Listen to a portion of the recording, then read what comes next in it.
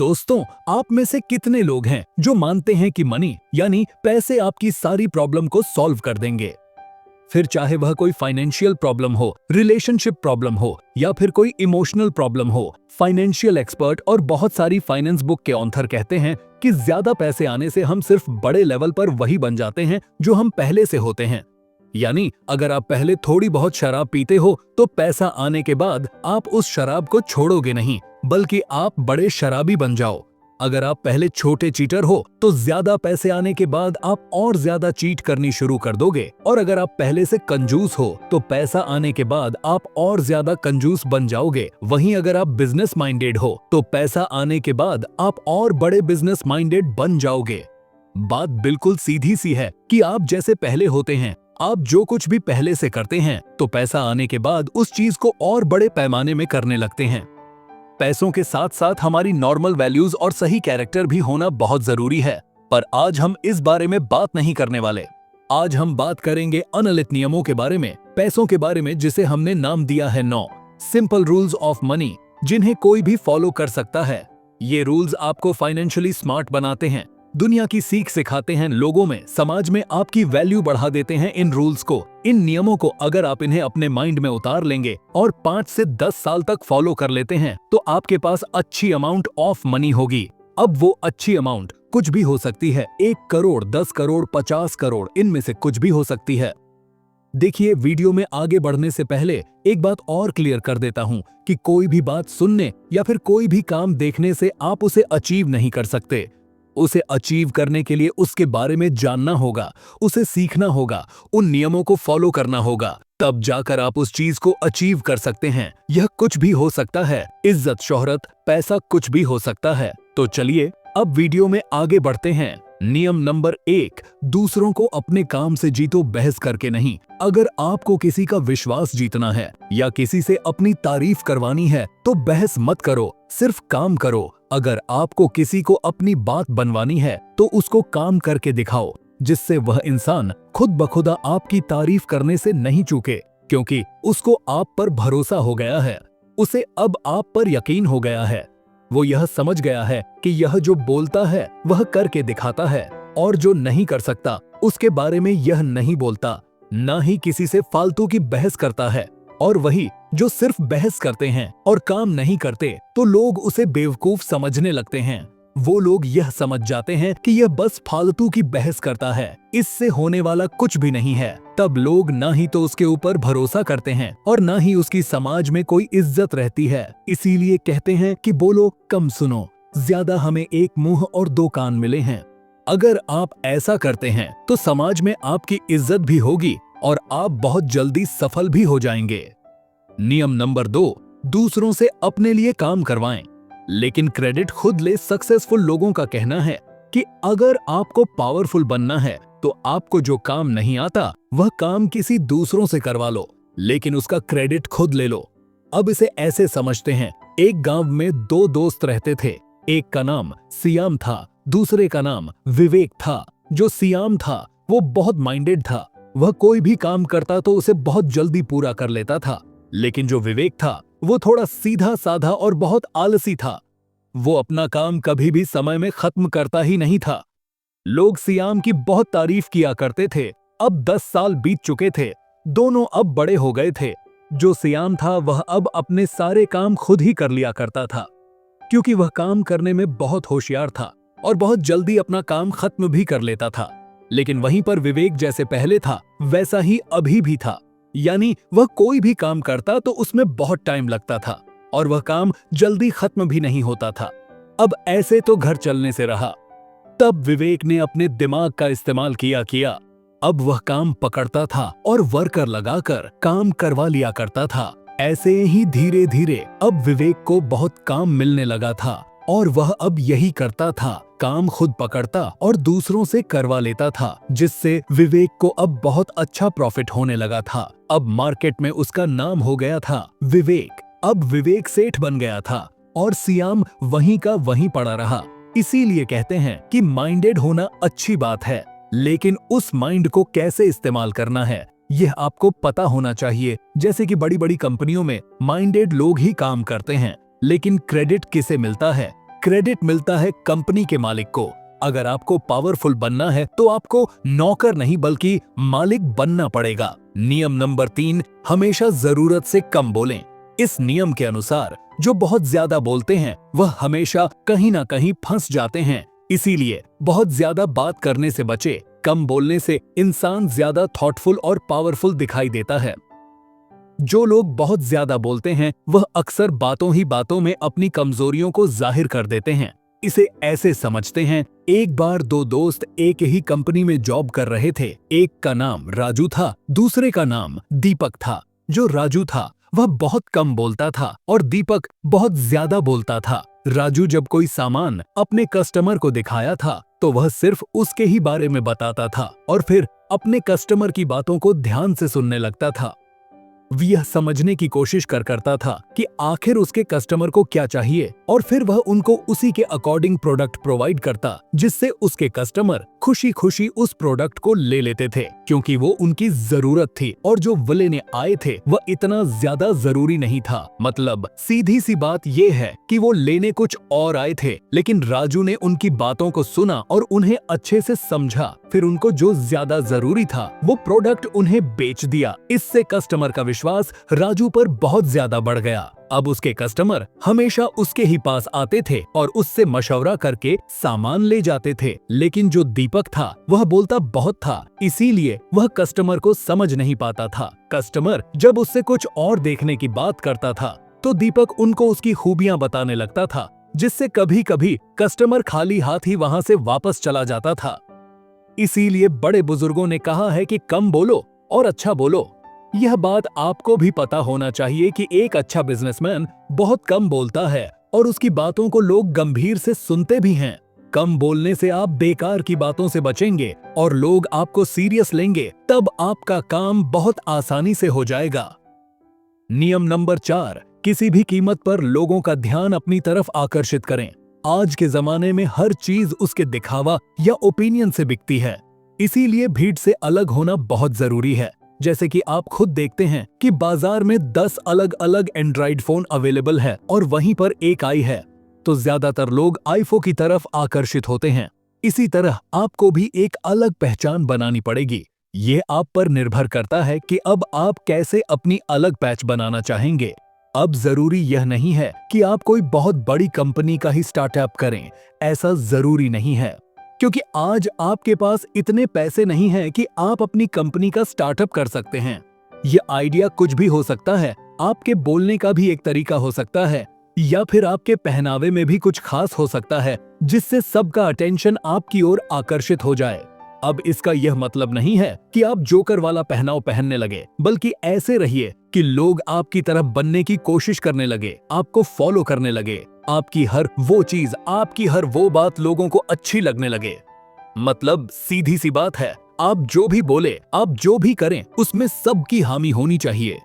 नियम नंबर 5, जितना आप नॉलेज ले सको फाइनेंशियल और इन्वेस्टमेंट के बारे में, एसेट्स क्या होते हैं, लायबिलिटी क्या होती है, यह कोई बहुत बड़ी रॉकेट साइंस नहीं है यार। अगर आप 10 से 12 साल पढ़ते रहे हो किताबें, तो यार यह भी जस्ट किताब ही है। इसको आप पढ़ो, इसको समझो, पढ़ने से ज्यादा इसको समझो। ये तो आप कहीं जाए बिना घर बैठे नेट पर ही सीख सकते हो।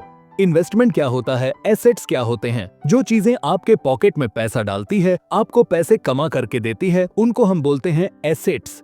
जो चीजें आपके पॉकेट से पैसा बाहर निकालती है, उनको हम कहते हैं लायबिलिटी। इसे हम एक एग्जाम्पल से समझते हैं। मान लो आपने एक कार ले ली। अब आप तो कार ले ली और आपका कार लेने का मकसद ये है कि भाई मुझे इसे टैक्सी सर्विस में यूज करनी है।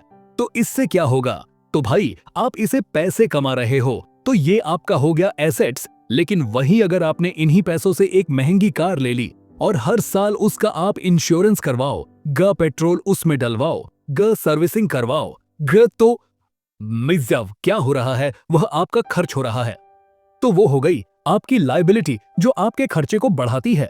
तो अब आपको क्या करना है भाई, आपको अपने एसेट्स बढ़ाने हैं, ना कि लायबिलिटी बढ़ानी है। अब आप ये कहेंगे कि भाई क्या मैं अपने शौक भी पूरे ना करूं, तो भाई मैं ये नहीं कहता कि आप अपने शौक पूरे ना करें। भाई आप अपने शौक जरूर पूरे करें, लेकिन भाई मैं आपसे यही कहूंगा कि तभी आप अपने शौक पूरे करें जब आपकी लायबिलिटी से डबल आपके एसेट्स हो जाए। भाई पैसों की गणित को समझो कि मुझे कितने टाइम के बाद में कितने पैसे चाहिए, मेरे लिए फाइनेंशियल टारगेट क्या है, कहां पर कितना पैसा लगाऊं तो कितना % रिटर्न मिल रहा है, कहां से मैं पैसा बचा सकता हूं, कहां कितना पैसा डालकर मैं अपना फाइनेंशियल टारगेट अचीव कर सकता हूं, उस चीज को समझो। सेविंग और इन्वेस्टमेंट में फर्क समझो। नियम नंबर 6, कभी कभी सक्सेसफुल बनने के लिए आप एक बेवकूफ का रोल निभाएं। अगर आपको स्मार्ट बनना है और उसकी सफलता का राज जानना है तो अपने से सामने वाले को स्मार्ट दिखाओ और खुद को बेवकूफ की तरह रिएक्ट करो। ऐसा करने से सामने वाले को लगेगा कि वह ज्यादा स्मार्ट है और वह आपकी उस चाल में फंस जाएगा। इस तरह आप उसका भरोसा जीत सकते हैं और उसके काम को आप जान सकते हैं। इसे एक कहानी से समझते हैं। एक नगर में आशु नाम का एक बहुत बड़ा बिजनेसमैन था। उसका बिजनेस बहुत अच्छा चल रहा था, लेकिन वहीं पर और कोई भी बिजनेस करता था तो वह फ्लॉप हो जाता था। कई लोग उसके पास बिजनेस आइडिया सीखने के लिए आए, लेकिन किसी ने नहीं सीख पाया। इसकी सबसे बड़ी 2 वजह थी। पहली यह थी कि यह आंशु के मन में हमेशा रहता था कि यह बिजनेस का नॉलेज लेने आए हैं आज, नहीं तो कल यह अपना बिजनेस शुरू करेंगे, तब मुझे इनसे मुकाबला करना पड़ेगा। अगर यह अच्छी नॉलेज लेकर हमसे आगे निकल गए तो यह खुद के पैरों में कुल्हाड़ी मारने जैसा होगा। दूसरी बात यह थी कि जब वह लोग थोड़ा सा बिजनेस के बारे में नॉलेज ले लेते थे तो वह अपने आप को स्मार्ट समझने लगते थे। वह उसके कस्टमर से खुद बात करने लगते थे। असल में वह गलत नहीं थे, बस वह उसके सामने अच्छा बनना चाहते। लेकिन ऐसा देख आशु खुद को अनसिक्योर समझने लगता था।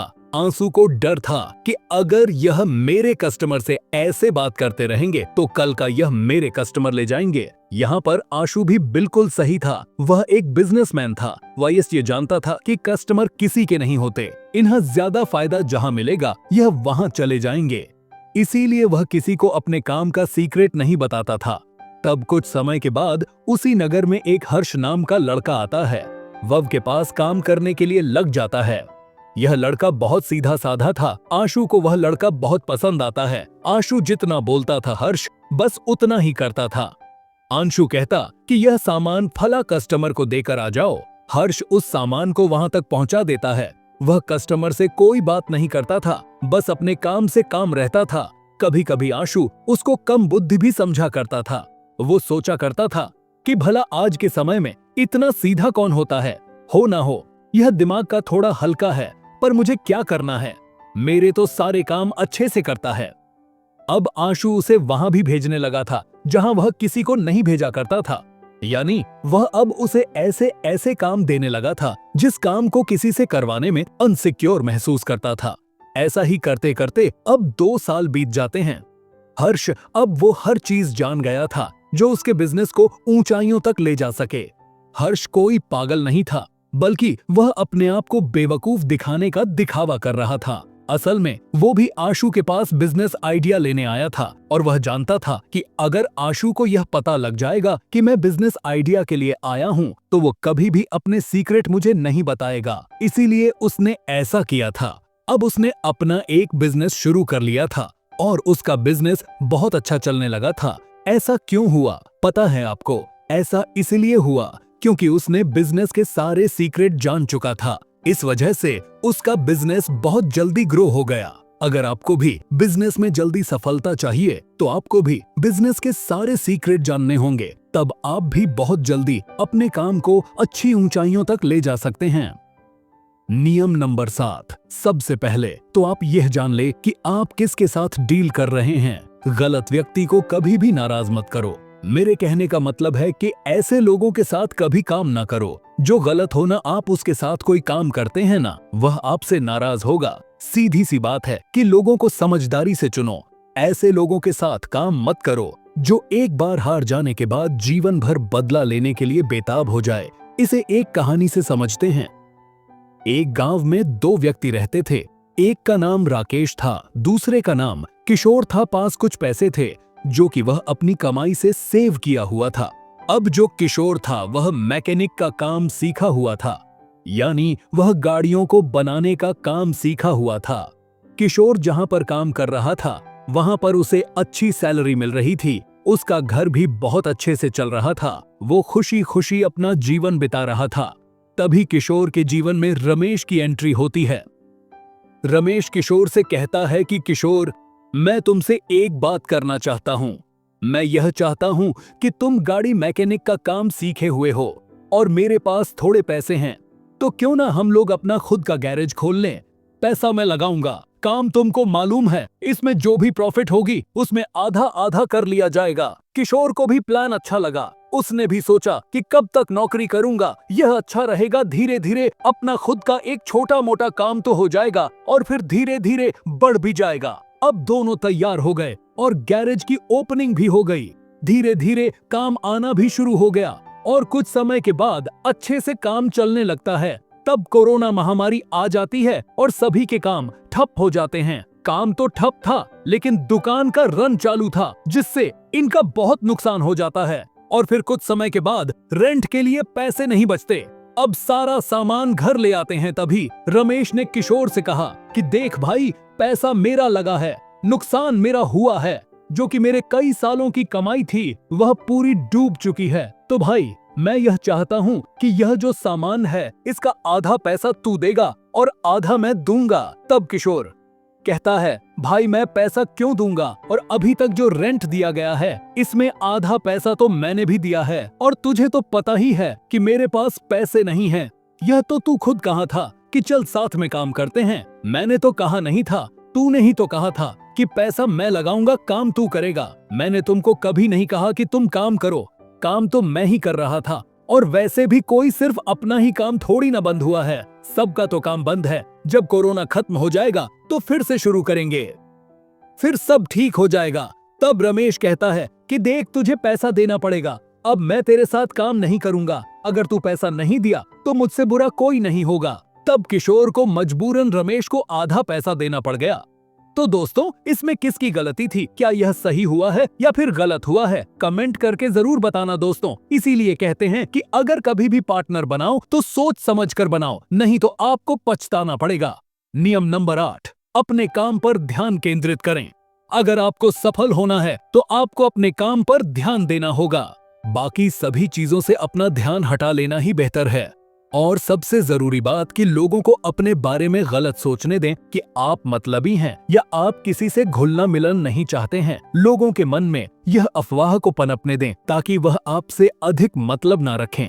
ऐसे में आपको काम करने का समय भी ज्यादा मिलेगा और दूसरी बात, आपका मन भी काम करने में लगेगा। अगर लोग आपके ज्यादा करीब होते हैं तो इससे आपका टाइम भी टूटता है और आपका काम करने में मन भी नहीं लगता। आपका मन करता है कि चलो लोगों के साथ थोड़ा गप्पे मार लेते हैं, चलो थोड़ा दोस्तों के साथ घूम लेते हैं। इससे आपका अच्छा खासा समय खराब हो जाता है। यहाँ पर आपको यह बात भी समझनी है कि लोग आपके बारे में क्या सोचते हैं। आपको उसकी परवाह जरा सा भी नहीं करनी है। आपको सिर्फ अपने काम पर ध्यान देना है। अपनी योजनाओं को उजागर न करें, अपने लक्ष्यों पर काम करते रहे और उन्हें हासिल करके ही दम ले। आपको सफलता 100% मिल जाएगी। नियम नंबर ने ये है कि आपको रिस्क लेना पड़ेगा। बिना रिस्क लिए कुछ नहीं मिलता। एक सक्सेसफुल इन्वेस्टर ने कहा है कि आप रिस्क को खत्म नहीं कर सकते, आप उसको सिर्फ मैनेज कर सकते हो। आपको सक्सेसफुल बनने के लिए, आपको अमीर बनने के लिए, जहां पर आप पैसे इन्वेस्ट कर रहे हो वहां पर आपको रिस्क लेना पड़ेगा, लेकिन आपको रिस्क को मैनेज करना आना चाहिए। फॉर एग्जाम्पल, आपने कहीं पर निवेश कर दिया, अब आपका बिजनेस घाटे में है, तो आपको सरवाइव करने के लिए आपके पास में एक इमरजेंसी फंड होना चाहिए, आपकी प्लानिंग होनी चाहिए। तो अगर उस टाइम पर आपका इन्वेस्टमेंट रिस्क पर है तो आप उस पैसे से काम निकाल सकते हो, आपकी हालत खराब नहीं होगी। तो दोस्तों, ये बेसिक से 9 रूल्स मैंने आज आपको बताया है। इनको अगर से आप अच्छे से यूज करोगे और जो मैंने आपको थ्योरी बताई है कि अमीर कैसे बनते हैं, इसे अच्छे से समझ लिए होंगे तो आपकी जो अमीर बनने की जर्नी है ना, जो यात्रा है, वो तो शुरू हो जाएगी। तो दोस्तों, ये ऑडियो लर्निंग आप लोगों को कैसी, अगर आप ऐसी और ऑडियो लर्निंग चाहते हैं तो कमेंट करके जरूर बताना। वीडियो अच्छी लगी हो तो वीडियो को लाइक जरूर करें, क्योंकि आपका सपोर्ट होगा तो और भी बेहतर कंटेंट आएगा।